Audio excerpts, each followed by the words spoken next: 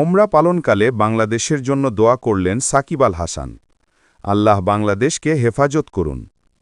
বাংলাদেশ ক্রিকেটের পোস্টার বয় অলরাউন্ডার সাকিব আল হাসান বর্তমানে সৌদি আরবে ওমরা পালন করছেন। সেখান থেকেই নিজের অফিসিয়াল ফেসবুক পেজে প্রকাশ করেছেন একটি আবেগী স্ট্যাটাস। সাকিব লিখেছেন, may Allah keep Bangladesh and people of Bangladesh safe. বাংলায় যার অর্থ, আল্লাহ বাংলাদেশ এবং বাংলাদেশের মানুষদের নিরাপদে রাখুন। এই সংক্ষিপ্ত বাক্যেই ফুটে উঠেছে দেশের প্রতি তার গভীর ভালোবাসা, দায়িত্ববোধ ও আত্মিক বন্ধন। ধর্মীয় আনুষঙ্গিক এই মুহূর্তে নিজের দেশকে স্মরণ করায় ভক্তরা সোশ্যাল মিডিয়ায় ব্যাপকভাবে প্রশংসা করছেন সাকিবকে। অনেকে বলছেন, জাতীয় দলে না থাকলেও দেশের কথা ভুলে যাননি সাকিব।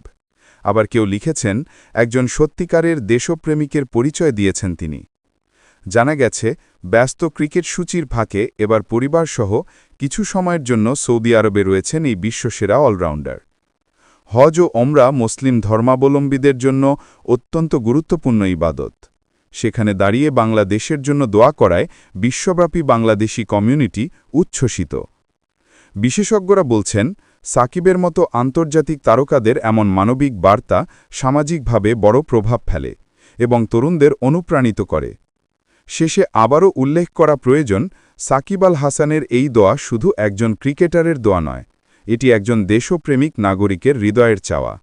আমরাও প্রার্থনা করি, দেশের মানুষ নিরাপদে থাকুক, শান্তি বজায় থাকুক এবং বাংলাদেশ এগিয়ে যাক প্রগতির পথে।